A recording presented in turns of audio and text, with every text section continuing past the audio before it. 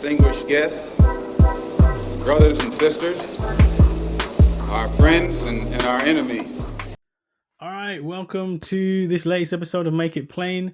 Thanks for watching, thanks for listening. Please do like, subscribe, do all the things.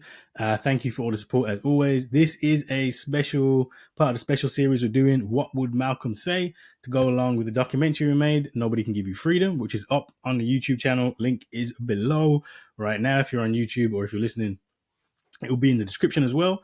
That documentary we filmed in Birmingham, in London. We went to New York as well. We've run the full interview. What we're doing is running the full interviews. So we ran the full interview with Dr. Alicia Shabazz, Malcolm's third daughter. Sorry.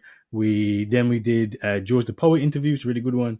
That one was at the LSE where Malcolm spoke before he died. And the first one is actually the space where Malcolm did die, the Audubon Ballroom, now the Malcolm X and Betty Shabazz Memorial Center in Harlem. If you're ever in Harlem, in New York, please do check that space out. It is absolutely breathtaking. And then last week I did my parents, Maurice Andrews, Carol Andrews, talked about British Black Power. The influence that Malcolm had over here was huge. That explains why me is me, because of Malcolm and other Black Power, Black radical influences. This week we're going to do the whole interview that we did with Sayce Holmes-Lewis, who's from Mentivity. So when you watch the film, that's in the section where we're looking forward. What is the good work that's being done? Mentivity are doing some great work down there with young people, protecting the block, defend the block, working with young people. They got doing all kinds of things in the building, Mentivity House. I was lucky enough to go there, I would say a couple of years ago now, when Morehouse College, some students from Morehouse College came down, and I went down there with my colleague at work, Dr. Dion Taylor, and we went down for the day. And just a really, really, really, really, really beautiful space, beautiful work that's happening. Again, what Malcolm was trying to do when he died with the OAAU, Organization of Afro-American Unity, was to bring the work together that's being done. And there's lots of great work being done on the ground. And I spoke to Sayce about that. Also, his dean as well, Sayce became Muslim and credits that with Malcolm. So yeah, that's a great interview. Please do, after the break, listen to that interview as well. And yeah, there's a couple more left. We're going to do all the interviews. Really want to give the whole context, the breadth, the depth, because when you're doing the documentary, you're just putting in clips here and there. But actually, what's the full context of what's happening and what a discussion was, of what the thing was? Because there's just so much real, doing the documentary it was eye-opening for me about the process of doing that. And also having been in lots of things, I'm always like, oh man, I know I said this, I know I said that, but it's not, it never gets in the cut, right? Like people cut what they cut, and it just is what it is. So I really want to give credit to and the work everybody, what people are saying, and really just pull out the full thing, the whole picture, so you could have a look at what that is. Yeah, everyone in their full context, really, really, really important. All right, so that's gonna be interview. Sayce Holmes-Lewis from Mentivity is gonna be the interview. We're gonna play in its entirety after the break. But this week, what did I want to do? I said every week gets a different intro. I've been off, haven't been podcasting for a bit, and so I'm catching up. But actually, I'm trying to pick out like what will Malcolm say about what's happening right now. Right. So last week we did Israel Palestine, and we did Iran thing as well. And this week, it's on everything. Everyone's talking about Diddy, right? Everyone's talking about next Black's Diddy, and also what's the name? Tyler Perry. You had Cosby before. You had R-Kelley. There's always some in the UK. You got Noel Clarke. Always some black celebrity feels like a black man's being. There's the next one. Accusations against Jay-Z. There's been a lot, right? There's been a lot of accusations, and even the way that people are dealing with the Tyler Perry one. It seems to be there's a bit of what I was listening to. One of the podcasts I like listening to, Higher Learning, over there in America with Van Lathan and Rachel Lindsay. Check out that pod. Actually, I really do enjoy that podcast. And Van Lathan was talking about how there's just fatigue because there's so much of it, right? And I was thinking like, what would Malcolm say about all of this, And there were three things I came up with that I was thinking about this and going through, the speeches and the work, etc., etc. Because all of this, the whole documentary based off the book Nobody Can Give You Freedom, which is out now as well. And I'm taking the quotes and putting together and saying, look, this is what Malcolm's got something to say today. And so from Malcolm's body of work, you can kind of say like, what would Malcolm have said about these things today? And there's a few things that came about with this particular topic. Now, one of them, actually, interestingly, is my son. Give credit to my son, Kadiri. Kadiri's actually born on the same day that Malcolm was assassinated. Actually, that's one of the reasons I took the kids up to Harlem with me when we recorded, because we recorded an event that was to mark 60 years of Malcolm's assassination. And because it was his birthday, I had to take everybody with me, which made the whole thing really expensive. But anyway, that's a whole other story. It was also a very good experience for them to go to the space, powerful for them, and to see the event, etc. But Kadiri is the one that actually cuts this together. So family affair, he cuts the videos together, etc. And puts it on YouTube and that. And when I said to him, first thing he looked at me and said, "It's obvious, isn't it? The most disrespected person in America is a black woman. We have to protect black women." Now, in all these cases, it's not all black women. All of Diddy's victims, most certainly not all black women. Tyler Perry, they ain't black or women. Neither black nor women, right? So it's not, doesn't apply for everything, but certainly you see the way that a lot of these people are treating black women, particularly the R-Kellys of the world. You see there is this disrespect that is being meted out to black women. You had the whole Me Too movement started by a black woman, right, Tarana Burke. And, a lot of these accusations are coming out from black women. And we have to be honest and say, look, there is that Malcolm said that the most disrespected person, the most unprotected person is the black woman. And that's been the case, right? And that's one of the reasons why these celebrities, I'm going to come to that. One of the reasons why celebrities are doing this, right? Like there's a disrespect for black women. And think about any predators tend to pick on the people who won't be believed, right? And as Kimberly Crenshaw says, black men are feared, black women are despised, right? There is a default to not believe black women. That's why he said believe women comes from, really the context of that is believe black women, because often not believed. I mean, like R-Kelley is a perfect example of that. Go back to, man married Aaliyah when she was, 14, 15? Like, we saw that. That was there in our faces. Nobody could say they were surprised by R-Kelley. I didn't even know R-Kelley, and I knew everybody knows because it's blatantly obvious. Man making songs, AJ, with Aaliyah, AJ, nothing but a number. Like, you knew. Let's just be real. You knew we didn't care. That's the truth. That's the reality. Don't say it's a different time because it ain't that long ago, right? So we knew. We know. We see that. And this whole thing about, respectability politics in our community, you have to say that. These loose women, fast girls, they get what they deserve. That's there. You got to be real about that. Most unprotected person in America is a black woman, right? Have to say that. This is a big part of this that we have to get to grips with and to understand. And this goes back a lot. I was reading, what was it? I'll say one of Maya Angelou's autobiographies. When you got like 7 autobiographies, you had a good life, right? And she was saying that she was abused, and it was the same thing about, that's fast girls. It happens to fast girls. Like there's a we want to protect the men, not the women. If the allegation comes out, we're going to protect the men, not the women. Right? Problematic. Like deep, we have to be honest and say that's deep problematic. That's deeply colonial. That's something that we have, unfortunately, not all the time, not everybody, but there is a culture of silence around the abuse because we have internalized it, right? And also sometimes that is we want to protect the men, and it would do that at the expense of the women. So when you have all these allegations that come out, it's gotta be no, protect the men. It's gotta be no, protect the men. We've seen it just too many times culturally, which certainly feeds into what's going on right now. Importantly, as I do in the book, actually, and not really in the film, but as I do in the book, that speech from Malcolm, the most disrespected person in America is a black woman. That's a nice quote at the top, right? Unprotected person is a black woman. The most unprotected person is a black woman.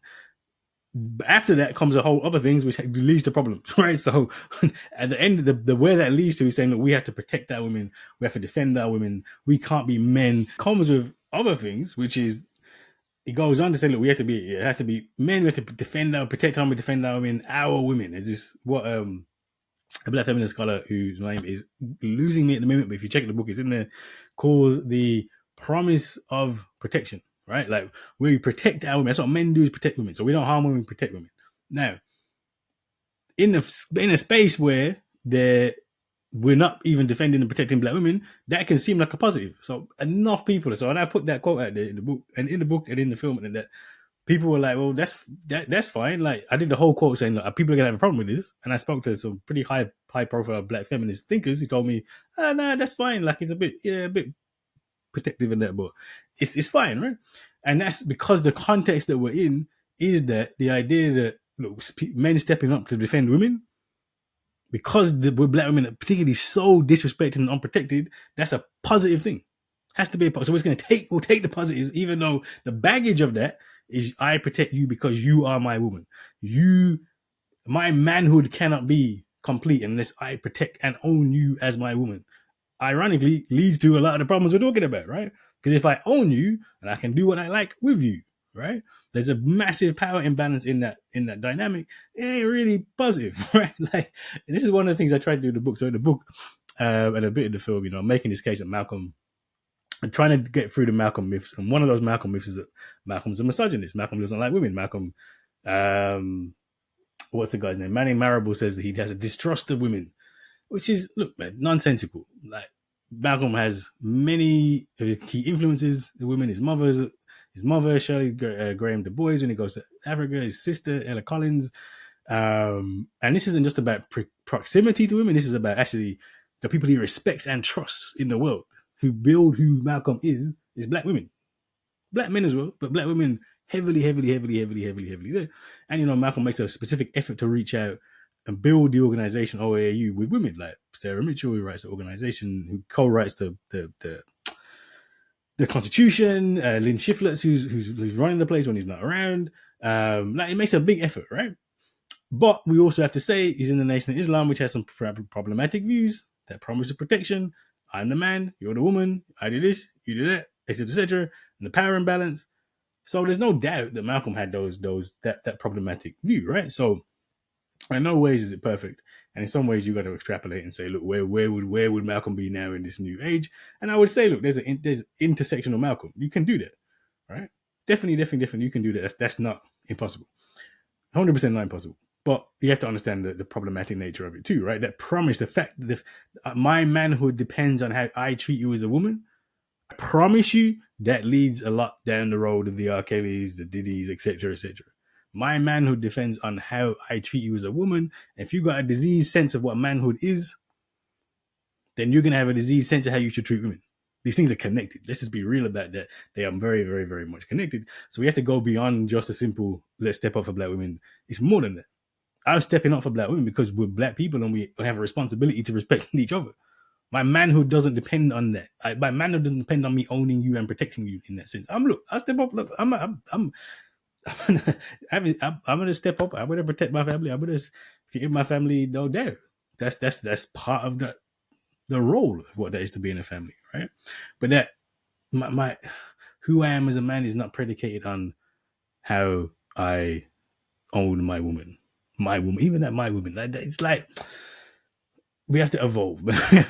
We have to develop because that problematic thing is if I think I own you, I can treat you, I can throw you in a freak off, I can do what I like because that's where the root of that is, right? And I think, this is one of those areas where I'm telling you, Malcolm in 64, it probably ain't going as far as I'm saying here. So I'm saying, look, Malcolm, 60 years later, thinking about it and evolving it, I think would say, look, this is part of the issue, right? What is our manhood so fragile that we can't? Is our manhood so fragile that it depends on us owning our women to be men? Because if it is, then we're in the wrong place. Straight away, wrong place. Second thing I wanted to say, which ties into actually ties into some of this, right? So I like even with the Malcolm thing, I will be honest on this one particularly. I'm taking Malcolm's body of work, running it forward, and saying, look, how would that work today? I can honestly on this one I am not telling you that if Malcolm X himself, the man himself, right now, we're alive today, this is what he would say. On this, I cannot say that. Really cannot say that. But the second thing I wanted to point out about when you see what's happening, right? See the abuse that's going on. One of the things that we do, and this is not just black people, this is generally speaking with celebrities. Why do celebrities get into the positions where they can do this? Is because as people, when we see these people as celebrities, we put them on a pedestal, we guard them up, right? We let them do things that you would not let a normal person do to you in any way, shape, or form, right? And partly that, even ironically, I have to say this on when I go and do talks all the time about Malcolm, is I'm really not trying to do that with Malcolm. Like I love Malcolm because of Malcolm's work, that intellectual production. There's a body of work with Malcolm that you can, I don't want to say separate from Malcolm the man, because obviously the work's connected to the person, etc. It 100% is. But there's a body of work that Malcolm has left behind where I can read that body of work and say, let me take that body of work and let me apply it to today. And that's not Malcolm himself, Malcolm X, the person who any God knows what happened to Malcolm if he was still alive today. But that is a body of work. That's as a thinker, as a figure, as a person, is a body of work that is there. But that is separate to the person. I'm not telling you to go deify Malcolm X, the person. I don't know, but I just don't. That's a bad idea. When you deify people, that's always a bad idea. That leads to abuse, etc., etc. Right? And all of these, think about why celebrities are doing this. You read some of the things that's going, you're like, huh? Let that person do that, and you're like, well, how have that been the case? And look, people for lots of reasons will let people do terrible things to them generally, but there is this thing that we have with when people have particular status in it, we're gonna cross certain boundaries that we wouldn't cross otherwise, right? Because we've elevated them to this status that should not be, right? And I don't want you to do that in Malcolm. You should not do that. Malcolm makes the person body of work, fair enough. The person not so much, but we do that, right? We do that 100%. Groupies. When you say you got groupies in there, you got this and that. Oh, that's just the industry. That's what people do. Anytime you say any of that, and you're literally doing this, right? And again, that's giving people this power, right? Now, I want to stress because I was saying to who was I talking to? Maybe one of my sons actually. Probably one of my sons was talking about having this conversation with my daughter, and it's like, look, there's been a number of high-profile black celebrities and high-profile celebrities generally who've been caught up in these sex abuse scandals. But there's a lot of celebrities. There's a lot of black celebrities. The majority of them are not doing these. Well, maybe who knows? I don't know. I can't say the majority aren't doing these things, but I would say the majority have not been called out for doing these things. So there's many people just going through their lives, right, doing their business, whatever. But if you're a predator, if you're someone who wants to prey on people, wants to abuse that power, that is so much. That's so easy when you're in the position that has that power, right? So if you have an industry that we got people up, given the power to do this, and then you've got predators in that role, what are they gonna do? They're gonna feast when we got people up in that sense, right? And I always stress this to everybody: like, look, all these people are just people. I did a talk the other day, like, my days are melding into one because I've been traveling a lot, but like someone saying, oh, we can't be the next Malcolm X, you can't be the next Malcolm X. What does that even mean? Malcolm X was just a person, just a man who grew up, had experiences that many of you had, came out and was dedicated and said, look, I'm going to do this, I'm dedicated to it. They ain't a superhero. They ain't get bitten by a radioactive spider. Nah, just a man. Right? Every celebrity, Diddy, all of them, just men. Average, walk around the corner men. Like, he just grew up, had a bit dedicated, maybe got lucky, because a lot of people get lucky. Lots of breaks happen, etc. But there's people, right? And the minute you elevate someone up to bigger than that, we're making a mistake, right? You're making a mistake. There are people with talent, don't get me wrong. I love Malcolm's intellectual work, yes. You might like the music of somebody, yes. But that doesn't mean they're not human. It doesn't mean they have better a jumped up state. We do this too often. And with figures like Malcolm, the problem with that is that you kind of leave your responsibility at the door. You're like, well, look, we need this Messiah to come save us. And with someone like Diddy, R-Kelley, etc., you're putting them on this pedestal, which is allowing them to get away with stuff. And then even when it comes out this and that, then you still don't believe it, right? You still like takes a long time. Michael Jackson, I'm gonna say, like, I ain't going to, because I know people start talking about Michael Jackson, people start going, but what am I gonna say? Great music don't mean he's a great man. It just really doesn't. It just really, really, really doesn't. And once you do that, you're allowing that's a problem. That's a problem politically. That's a problem. Celebrities, that's a problem, etc. Right. So I'd say that as a number two onto how we got to where we are. Right. That's not even necessarily a black issue. That's just the issue generally with this problem and this level of celebrity. Now, on celebrity, this is the third thing I was gonna use Malcolm's work to come to on celebrity. We talk about that guarding up, that elevation. One of the things Malcolm warned us about, as an interview, you can find it online, where he's basically laughing and saying, look, people, the media elevating people like he says Lena Horne, Dick Gregory, I don't know who else he mentions, but he mentions a number of celebrities. Say, look, these are Negro leaders, right? Somehow and Dick Gregory is respected, Lena Horne is respected, so he wasn't even picking like the non-respected people. He's picking the people that were respected, right? And saying, look, the media saying these are leaders. And he's like, well, you're a comedian. and you're a singer. How does that give you the credentials to be a leader? Right? We elevate, for black people in particular, we tend to elevate people into these leadership roles where they just shouldn't be there. Right? Like this is just like, and this is, I mean, just really, I have to say, one of those things which drives me a little bit crazy because we do it intellectually too. Like, how many times have you seen the example Malcolm's given in interviews? Look, there's no white people who are leaders. You're not saying like Tom Cruise is a white leader, like, you know what I'm saying? Like, I don't know, Eminem was a white leader. You wouldn't say that. It's nonsensical. We're a nonsensical thing to say, right? But we will say that this black person's a black leader, right? Because and this particular time, I mean, now it's probably a little bit different because you've got more black politicians, but still, that we elevate them beyond their means, right? And so we're not just elevating them in a sense of, look, they're godlike. They can get away with doing things. We're going to support them anyway. You're also elevating what they mean to us gets elevated. That's more so where it is now, where it's not necessarily the case like people like Diddy, R-Kelley, and that. Cosby probably was elevated to that almost as a black leader category. Think about Black History Month. Think about you celebrating black historical figures. And I'm not joking. I went to a school once. My kids were playing basketball in the school, and I went into the school and they had like a, where the kids do the work on the wall, and they had pictures of people, and I thought, I was like, oh, is that Malcolm? I was like, Malcolm X. So I walk over. It wasn't Malcolm. It was Drake. They got kids drawing Drake for Black History figures. Marcus Rashford, Black History figure. Shut up, I mean, come on. That was ridiculous. We actually have actual serious people. This is not love Rashford, don't love Drake, but we have serious people doing serious things, and we're putting Idris Elba on the Black History Month poster. Come on, that's ridiculous. It's ridiculous. Come on, just do better, right? But we do that as black people. We do. That has been something we do, right? So one of the thing that then happens when you have these allegations, right, is that we treat them like there's something to be protected. Like Bill Cosby. Why would anybody want to protect Bill Cosby? Bill Cosby's joke. Bill Cosby don't like black. Bill Cosby one of the most anti-black people there been. Bill Cosby, what was it, 10 years, 20 years ago? Bill Cosby long time showed his colors when he comes out. There's a speech he gave at the NAACP 50th anniversary of Brown versus Board of Education. That's like 2004. That's like 20 years ago. Comes out with a speech where he's saying, look, the problem is that people can't talk properly. They need to pull their pants up. And you defended him? Oh, trying to put a black man down? Come on. R-Kelley? We defended R-Kelley? You mad?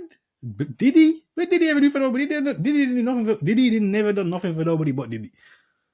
And this, there's a conspiracy. They want to try and pull a black. No, they don't. I promise you right now, there ain't the powers that be don't give a damn about Bill Cosby, R-Kelley, Tyler Perry. They don't care. Other than they want to protect themselves from the parties they've been involved in. But these aren't figures that threaten the government, that threaten the status quo. Like, don't be ridiculous. It's such a ridiculous sentiment that they don't even bear witness to, right? No, Tyler Perry is not somebody that the state care about. The fact that you can be that successful and you can make that much money, then guess what? They ain't afraid of you. You're not someone that they're worried about. I promise you that. Right? So we elevate figures and say, oh, we've got to rally around this black man who's, they're trying to pull him down, they're trying to pull him good. No, they're not trying to pull anybody down. You got caught doing nastiness, and now guess what? There's consequences. That's that. I mean, that's that. Certainly, no doubt about it. There is probably, particularly when white women making allegations against black men. We know there's history of that, so I ain't even going to say that. There's history of that. I would not be surprised if disproportionately black celebrities are being called out for stuff that white celebrities are doing all the time. I would not be surprised about that either. But I don't defend any of it. If you're doing dirt, you're doing dirt. And when I say, like, the question that we should have is, why are we defending? And I think maybe this got, no, I know. I would have said it got a bit better, but you see the same thing with the Tyler Perry allegations, which who knows if they're true or not. But Tyler Perry is not someone that needs to be defended by us, that we didn't spend any time. What has Tyler Perry done other than make bad movies and make lots of money for himself? Right? That whole project is problematic at Perry. Right? He's successful in a system which is bad for us. What do I care? If he did it, he did it. He didn't do it, he didn't do it. But this is not an attack on our community when you attack people coming out against Perry, Diddy, Cosby. That's not an attack on our community. It's not something that you have to take. That's not something we have to take to heart. That's just bad and that's catching up with you or not. Maybe he didn't do it. I don't know. But either way, I don't really care. Like, I'll be real with you. He did it or didn't do it. Our life don't change, right? There wasn't somebody who's contributing to us, not somebody we need to rally around to defend, but we put them on this pedestal, and it goes back a long time. And we need to stop doing it, right? This comes back to this house Negro, field Negro. One of my very favorite things from Malcolm is understanding that, look, if you have made success in this mainstream success in that way, then you in the house. Like, you ain't like Tyler Perry's a perfect example of that. You've seen how successful Tyler Perry has been. Tyler Perry's movies are coon shows. That's what they are. It's cooning. That is just selling back racist black stereotypes to us. That's why he's so popular. That's how he made his money. That's what it is. House. If you in the house, working your way up through the house, why would you be trusting that? Why would you be putting that on a pedestal? That's how you make it. Diddy, same way. That pop / gangster / I don't know what the hell you want to call it, music. It ain't good for nobody but them. Right? You are, oh yeah, it's so good for them. Yeah, okay. But it ain't groundbreaking. It ain't political. It ain't taking us nowhere. It's putting us back. That's how you get to that position. Bill Cosby. How did Bill Cosby become the most famous black man in the world? By this respectability politics. Cosby Show. I love the Cosby Show. I used to watch the Cosby Show all the time. I'd be late for school. Sometimes watching. I'd be like watching Cosby Show, leave late. In the morning when it came. I think it came on. I think when I growing up, it came on like, yeah, they put it on like 9 o'clock or something. So A levels, I'd like watch it, then go to school. Love the Cosby Show, but it's bad for you because the image is telling you this respectability.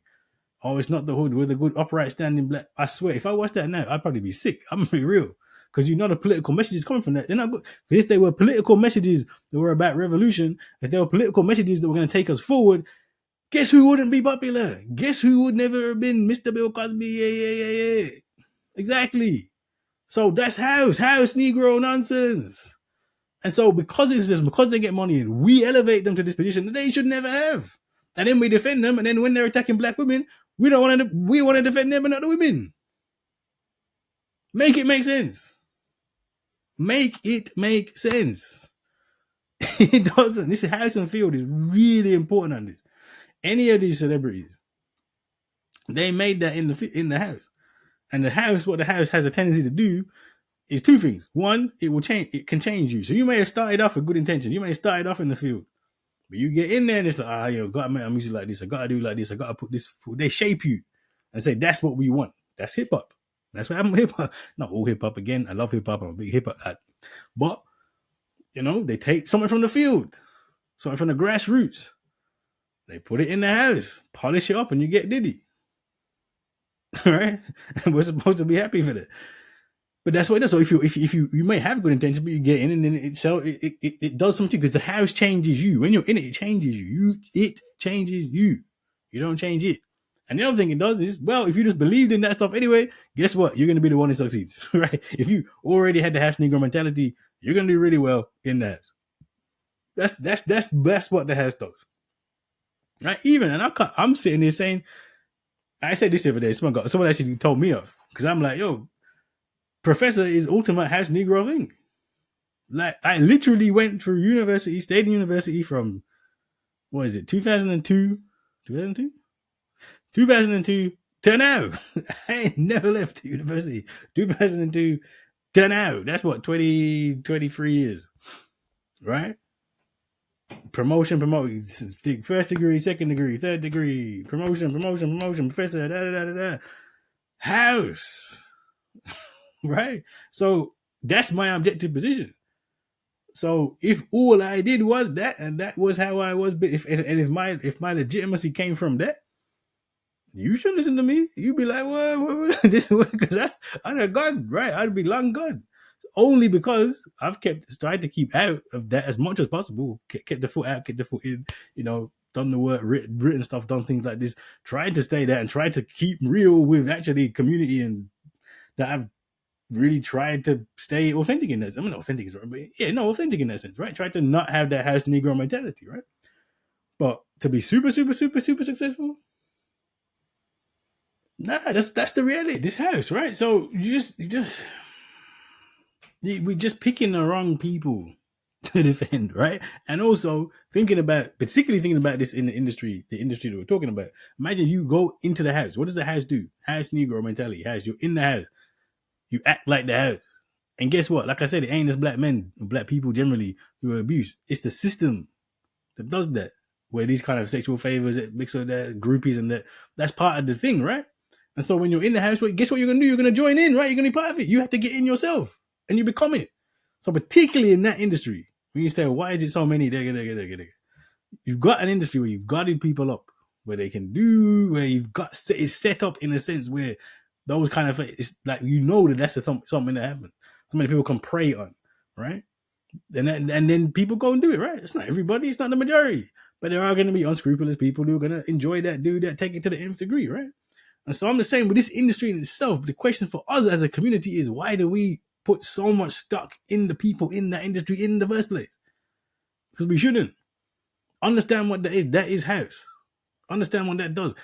That is not good for them. If you make it in the house, good for you. I cannot fault you. I have made it in my own little corner of the house. I cannot fault you. Please go ahead and do it. But if that is where your credentials are, that's what you do, we have to look at ourselves and say, why is that what we're supporting? Why are we so invested? Why have we elevated these people to a position they should never have had? Right? And maybe if they never had that position, they couldn't be doing all these things too. Right? So that's a Malcom will be cussing. Malcom will be cussing about the lack of respect for black women, the lack of protection for black women, where we are. Malcom will be cussing about the way that we're guarding up the wrong people. Malcom will be cussing with the house and the field, Negro. Malcom will be mad about all of this. I know that's for certain. Right? But we have to really reset as a community. Who are the people? That's for me the key thing for this is, oh man, it's intrigue, it's celebrities, always going to be intriguing in it to know what's happening with that. But when we're really set, like any argument that starts with they're trying to pull a good black, stop. Trying to pull a good black man, stop. Cut that completely. Because this ain't people coming after Malcolm, right? This ain't people coming after Malcolm, right? Or even King or anybody. Ain't people coming after that. People coming after the house Negroes who made their money, done their thing within a wicked, wicked system, and you should not be surprised if all of those allegations are true, and maybe they're not true. I don't know. But we need to stop putting stock in the things that don't need to have stock in people that don't need to have stock in them. We need to take ourselves more seriously as a community. Ourselves more seriously as a community. We don't give ourselves enough credit, right? About who we defend, who we invested, right? Who we find our power in, right? That's why someone like Malcolm's deeply important, right? Because there's a body of work, a body of commitment to people and building an organization. The man broke when he died, right? Because he gave all of his stuff to the people, right? And too often, where's support? We see the wealth and we see the trinkets you get from succeeding in the house as something that we should be looking up to. As something that, oh, you got money, you got rich. Oh yeah, that's the one. No, that's not the one. That's not how we should be judging who we need to be defending and who we think has status in our community. Should be the opposite. Someone's got loads of money. You should be thinking, well, how'd you get there? That should be the first question you ask. Well, how'd you get it? What'd you do? And then secondly, what do you do with that money to support community? Right? It's about the collective. It's about all of us. It's about what we're doing. Right? So, as always, I was saying, what are we doing? Trying to build in Malcolm's legacy, Harambee Organization of Black Unity, membership organization where you join, you pay, educate. We have departments, education, economics, health, politics, and legal. We're strategizing, putting together, building the Convention of African People in Gambia next year. Trying to say, well, let's look. Yes, we're in the house. I'm in the house, but I can use that position in the house to support our communities and where we're going forward in a radical way. And that's what we should be doing. And that's how we should judge the people who we say are successful in our success. Success is not the trinkets from white supremacy. Success is building our community, building our independence, not building a big studio to make coon movies, building an actual, like, building a place that can tell, like, maybe we can radicalize Tyler Perry out of all of this, man. You got the space, you got the money, let's make some powerful revolutionary films that could inspire revolution. But that's not how you get the money, that's not how you get the coin, right? So again, question for us always for this and always is, what are we doing, where are we building? The legacy of Malcolm is to build organization, to connect us together collectively, to stop looking for the celebrities and the top and the exceptional, and to start looking at ourselves. And that's where we go from. That's has to be where we go from here. And we have to protect and support black women. Have to protect and support black women. That is non-negotiable if we ever going to be free, right? And I can promise you right now that Malcolm will give you that message. Malcolm will say right now, I can promise you that is what message he'll be giving. We have to protect and support black women. Not because they're ours, not because we own them, but they are ours in a collective. Like we are a collective. We're part of the same boat, part of the community. And all parts of that community we have to be there for. Really there for. And if one part of the community is damaging the other part of the community, you got to tell that part that's damaging. You got to deal with them. Right? That's how we have to be. Because it's about the collective, not about the individual. Anyway, I've been ranting for too long. I'm going to go. I wasn't even planning to go for that long because I'm late. I need to go to bed. But got me going. So anyway, after the break, it is Sayce Holmes-Lewis. Full interview from Nobody Can Give You Freedom. Please do check out the film. It's on YouTube. It's freely available. You can watch it right now. Just click in the link behind here. Click in the link if you're in the description of your podcast. If you're not on YouTube. Yeah, please do tap in. Sayce was a great interview. Thanks again always for listening. See you next time. So thanks so much for joining me.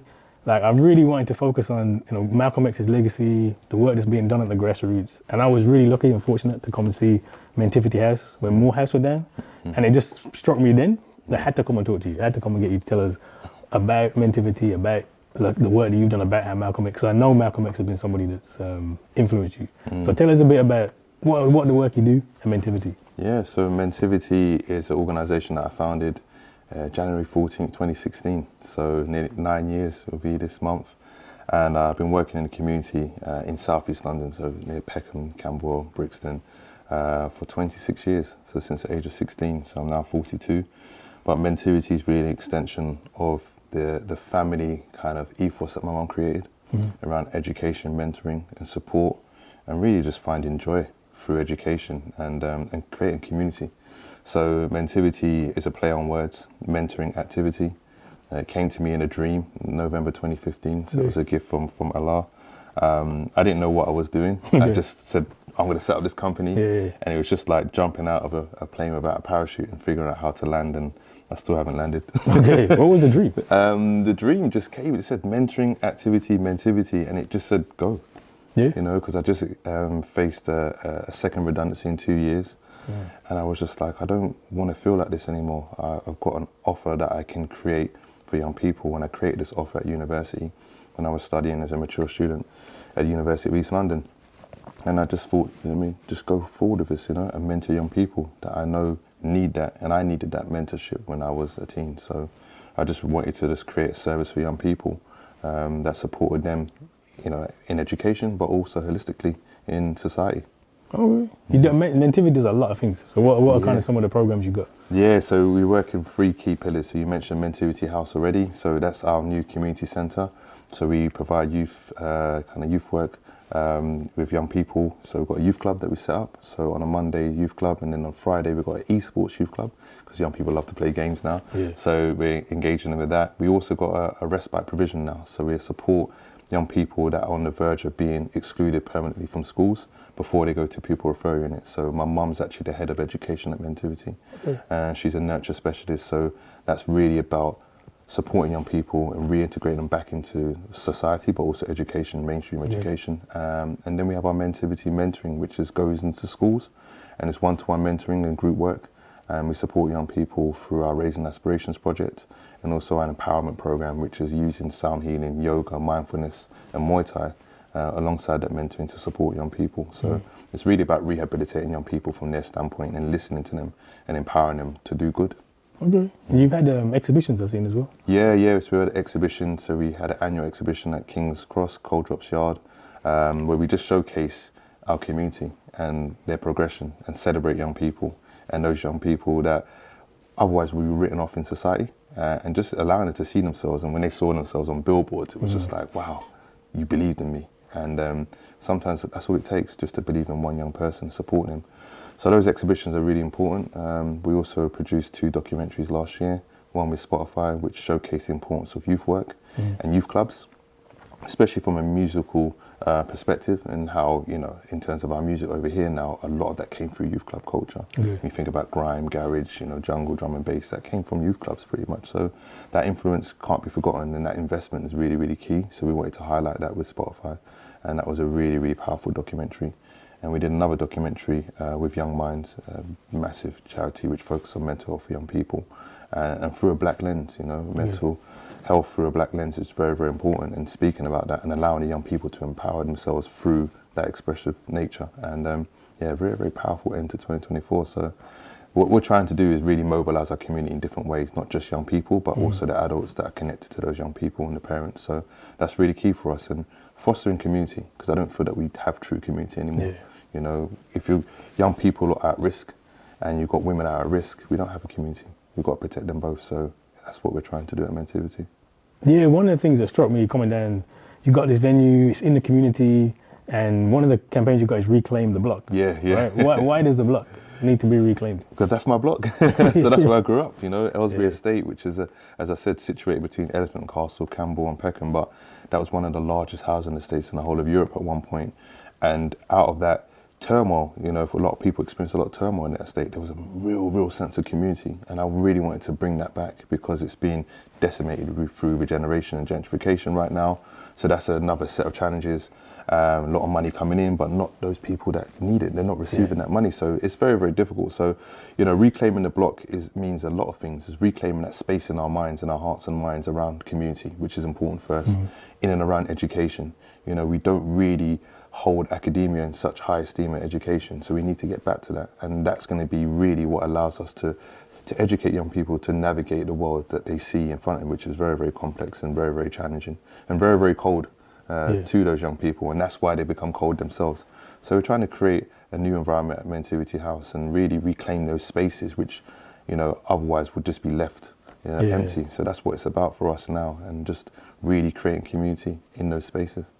I'm listening to you speak here, and I know Reclaim the Block is definitely something I can just see coming out of Malcolm's mouth. That's the kind of thing he'd say, right? So I wonder how much, to what extent is the work at Mentivity is influenced by some of Malcolm X's work? Oh, massively. Like Malcolm X, Brother Malcolm is a massive inspiration for me. It has been since the first time I came across him, the first time I watched the film, you know, which was very, very powerful. Would that come out 92, 93? So I was about 10, 11. But I was always told about Malcolm X and, you know, the civil rights movement, but Malcolm X always stood out to me because he was just so, at that time, radical. And I saw myself as a radical, you know, and growing up in a council estate, and I would just tell people as it was, and that's what I really respected. So, you know, the way that he stood up to the oppressors on a day-to-day basis was something which was truly inspirational for me. And as I got older, when I read his book, his autobiography, that changed my life. It literally changed my life, and it really put Islam on my radar, you know, as an 18-year-old, and that's what really kickstarted my journey into Islam, which I became Muslim now nearly 2 years ago. So it's just, you know, he's a powerful man, and his legacy lives on, and everybody knows who he is. And for me, if I can do even, you know, 1/10 of what he achieved, you know, that would be, you know, just a real honor, to be honest. But yeah, he's a really, really massive inspiration for me. Yeah, what was it about the autobiography? So Malcolm wrote the autobiography 64, 65, it's thousands of miles away, long dead when you pick it up. So what was it about the autobiography that spoke to you?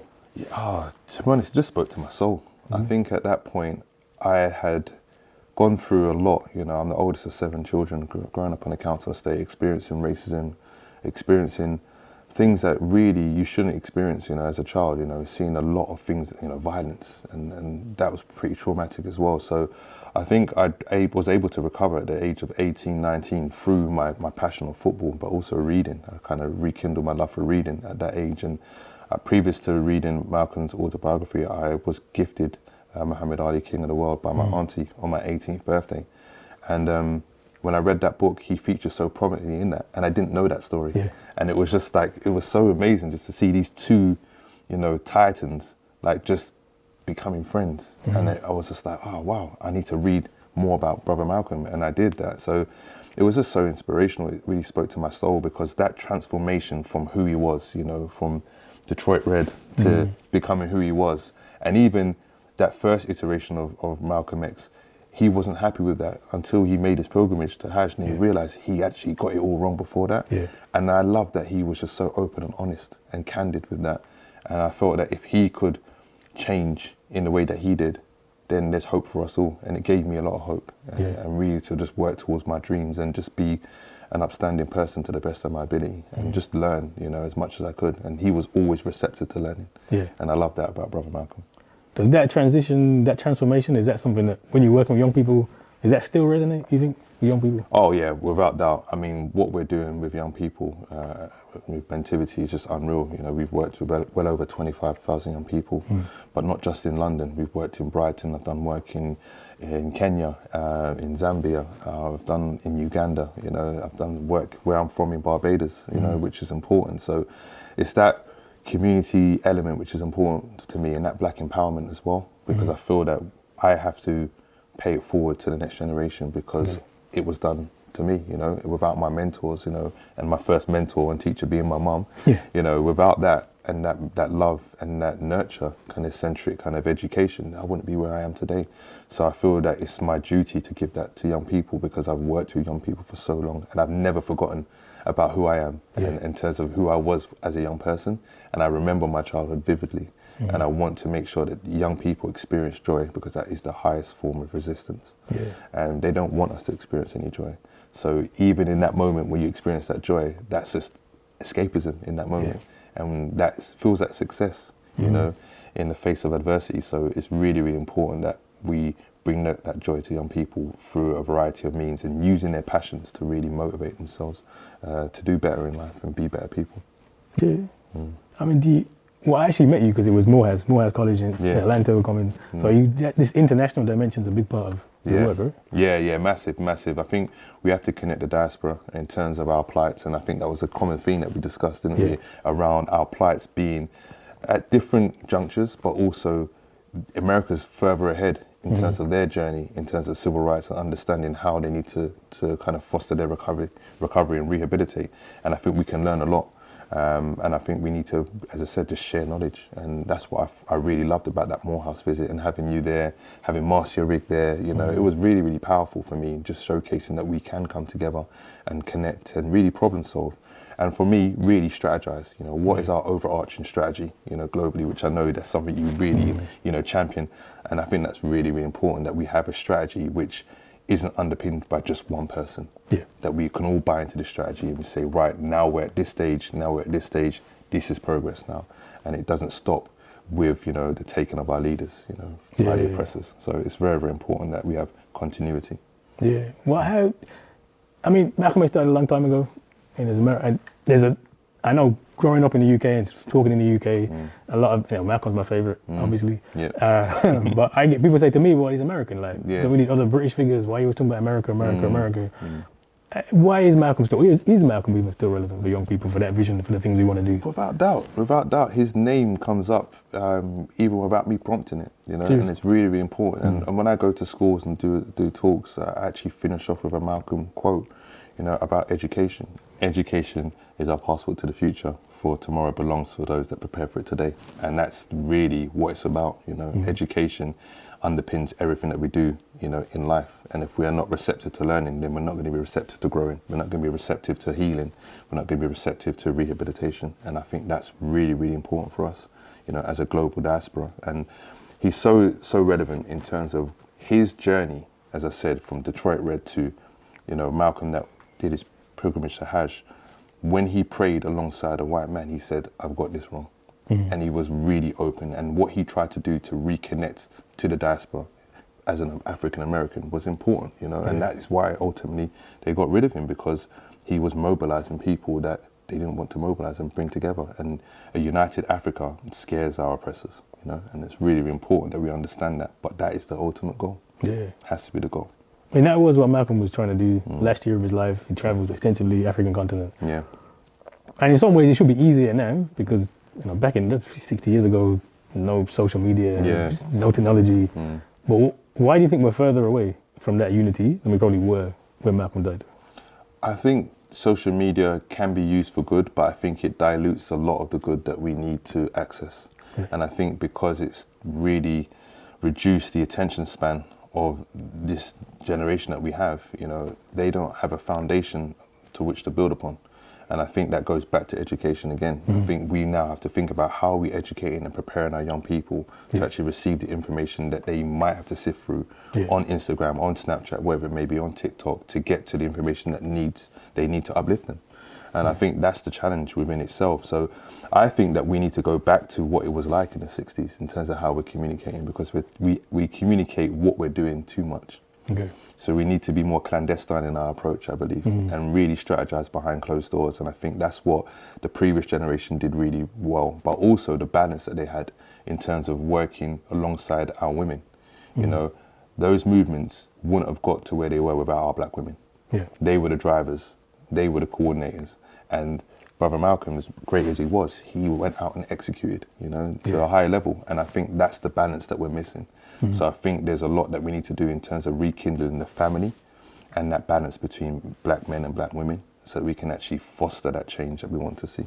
Yeah, I'm thinking about young people and the work you're doing. So you're working with Spotify and you've got podcasts coming in. How are you able to engage and use that? Because when we think education, I never think school. So I just think school education are different things. Of course. And how do we educate ourselves and educate our community? And so much of Black Power and Malcolm's work was about, you know, we educate ourselves, right? Yeah. So are there ways you can use that new media to kind of reach out and get the messages out to young people? Without doubt. I think with our podcast studio that's going to be built by Spotify, that's going to be a key driver for youth voice, you know, and getting them to speak about the issues that they're facing from their standpoint, and with that adult mentorship guide, which is key. And I think for us now, we have to reframe education. What does that look like, you know, in the 21st century? What does that look like in 2025? I think it's very, very important for us now to actually listen to young people and make those decisions in conjunction with young people, because we always make decisions about young people when they're not in the room. And then they get to the age of 18 and then we're like, make a decision. They're like, hold on, you didn't teach me. And now they have a mistrust for you as an adult. So we need to include them in those conversations from the earliest point possible, so that they're actually seeing that there are tangible outcomes to that involvement, and that collaborative decision making is very, very key.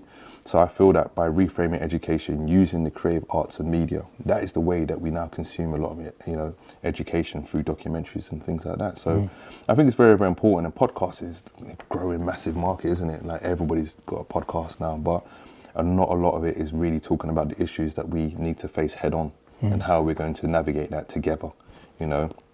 And with our allies as well. Let's not forget that, you know. So it's very, very important, you know. We can't do it by ourselves. It's about connecting the people, and that is the true essence of what Brother Malcolm was trying to do, was reunite and connect the people, you know, and humanity. And that's what, you know, Islam does, you know. It's about that ummah, that wider nation, and bring people closer together and understand that race and all these constructs that they've been created just create to divide us, you know, and distract us. So I think that this year, 2025, is going to be a very, very powerful year for humanity, because I realize now that people are having their own awakenings, and it's very, very important that everybody heals themselves so that they can come to the table ready to play their part in terms of our salvation, you know. How important was, obviously Malcolm's a political figure and he starts, you know, Organisation Afro-American Unity, but also when he leaves the nation, starts the Muslim Mosque Incorporated. He's the devout Muslim when he dies. How important is that faith to you? It's everything to me. My faith over the last nearly 2 years has just changed my life, and I didn't understand so much around religion, you know, because my family grew up Christian, and I had a lot of questions. And one of the things I love about Islam is that you can critique it, ask a lot of questions, and people encourage that. And as I said, that transformative energy that Islam brings, you know, that inner belief, that iman, you know, that iman, sorry, should I say, is so, so important. And I think, as I said, one of the things I've understood about Islam is about mastering your own peace. By mastering your own peace, then you will have greater empathy for your fellow human beings, your fellow Muslim, your fellow, you know, people in humanity. And that's what Islam brings, you know, to me. And I think it's really important, because I go to the most diverse masjid in London, Lucian Masjid, which is run by Imam Shakil, and literally the people there are from all backgrounds, you know, and that unity that we see, the brotherhood, the sisterhood, is so unique, but that is what Islam can do. And I think that's why there's a massive fear around what Islam will bring, because it will bring about change, and it is very anti-establishment. And that's one of the things that we have to understand. But everybody's journey is their journey in Islam, you know, and that's why this journey is so sacred for me. My wife, she took Shahada at the same time as me. My son, who took Shahada at the age of 17 because he saw how it was changing my life. So, you know, yeah, all glory to God, alhamdulillah. It's the greatest for me. And I think that what Brother Malcolm was doing is that he was trying to showcase to us that the highest form of sacrifice, you know, is service to your people. And he was a servant leader, and that's how I describe myself, a servant leader. That there's nothing greater than giving your life to Allah and Islam, but your people, you know, across the board. And I think that's the most important thing. Yeah. I mean, you were telling me a story before because we came back from New York. We went and visited the old Audubon Ballroom where Malcolm X was assassinated. And now got the Betty Shabazz, Malcolm X and Betty Shabazz Center. Then we filmed a bit in there. And you said you'd been there. Yeah. I went there in 2022, and again, very transformative experience for me because I've watched, you know, Malcolm X so many times, and every time at the end I cry. It's the same reaction, and I don't want him to die, but I know he's gonna die. But it's just that he knew, and he had total faith in Allah, and Allah willed that to happen for whatever reason, and we will make sense of that however we will. But he was willing to do that just to show up for his people, and that meant a lot to me. So, you know, I've been to New York 15, 20 times in my life. I've gone there so many times and never been to Harlem, and I wanted to go there with my now wife. And we actually went there and it was closed. And there was a brother, Abdul Malik, that actually allowed us to come in. He was like doing the security, but he also knows the family quite well.